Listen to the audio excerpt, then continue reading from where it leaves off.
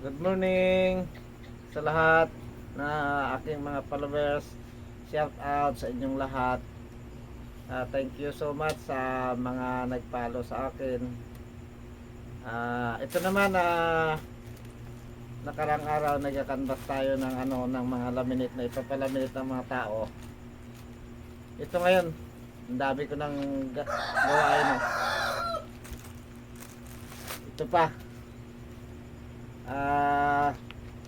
Mga 70 piraso ito lahat. Pero yung iba kong kinanbasan, kailangan ko pa ipapalaki or ipa-develop sa kwan, sa putuline. Sa Iloilo ako nagpa-develop sa putuline. Kailangan ko pa ipapalaki katulad yung mga maliliit, yung katulad nito, ipapalaki ko pa ito.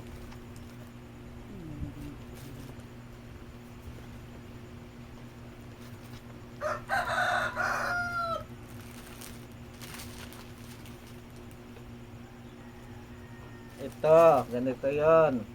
Ipalaki ko ng katulad dito. Ito, isa. Tapos yung mga ganito naman kaliliit, ipapalaki natin ito. Umpisa natin ang pagdikit sa plywood. Ito yung plywood ko. Dito natin ididikit yung mga picture na pinalaminate sa atin. Tapos ito naman yung glue. Ililipat natin dito sa maliit na ito para madali ang paggamit kasi meron siyang na maliit. Ito wala.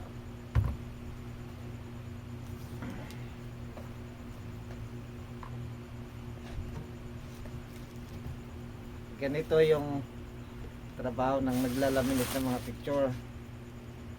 Lipat natin dito yung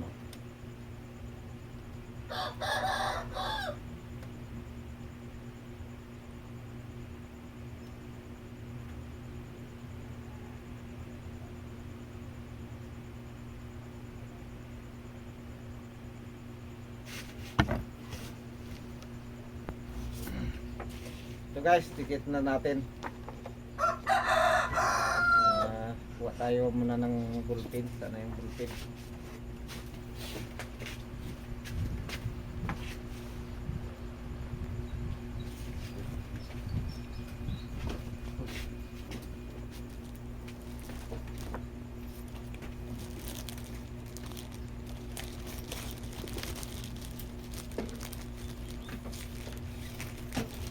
Wala na akong isang mata. Ito na yung isang mata ko. Sulat no?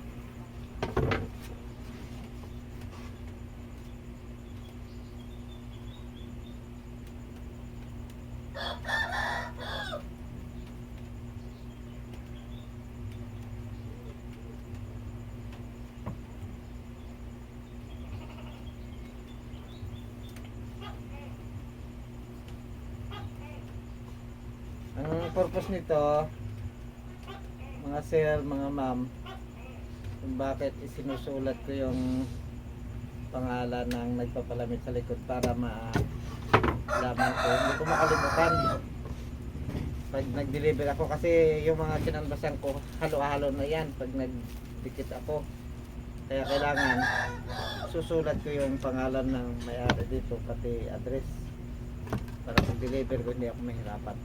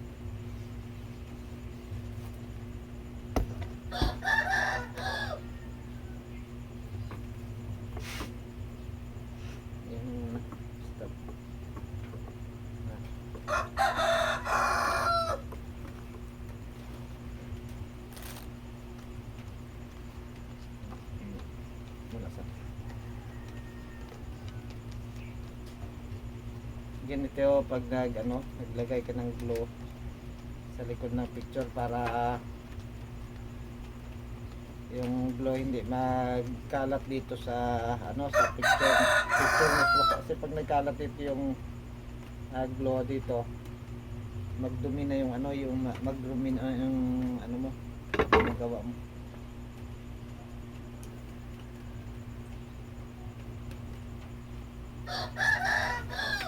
Kailangan parehas ang pagka-adikit mo sa plywood sa mga picture.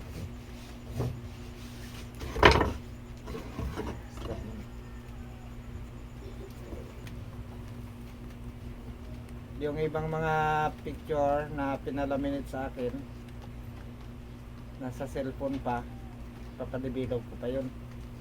Yung iba naman sa Facebook.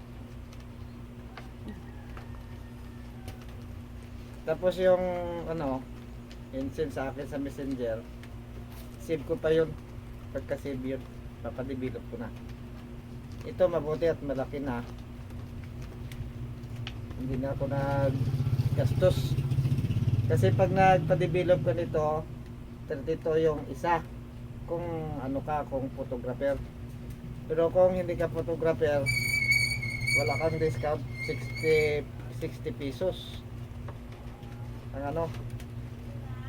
ang bayad sa develop. Pero kung dahil photographer,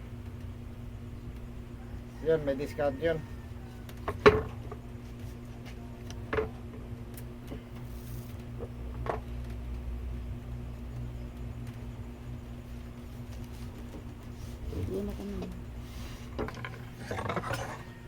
Tapos na natin pag-dikit ng picture.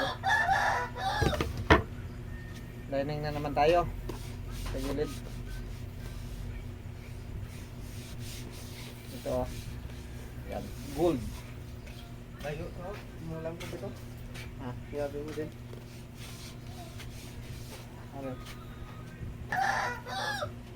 Mas maganda.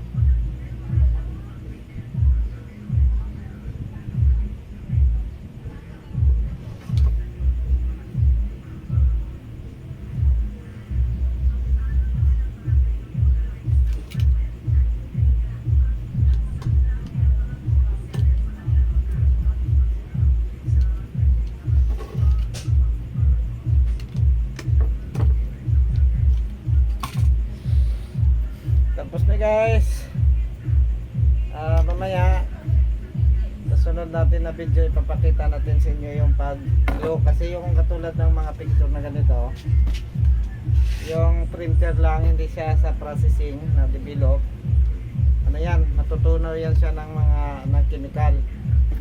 Kaya ang kailangan natin dito, lagyan natin siya ng protection.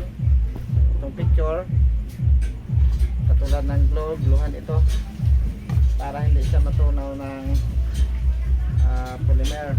Kaya papakita natin sa iyo yung sa next video yung pag-glue ng mga picture.